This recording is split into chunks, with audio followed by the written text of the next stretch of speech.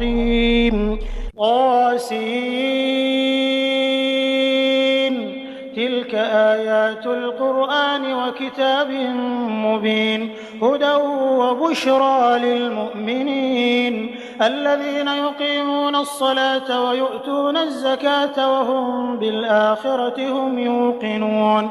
إن الذين لا يؤمنون بالآخرة زينا لهم أعمالهم فهم يعمهون. أولئك الذين لهم سوء العذاب وهم في الآخرة هم الأخسرون. وإنك لتلقى القرآن من لدن حكيم عليم.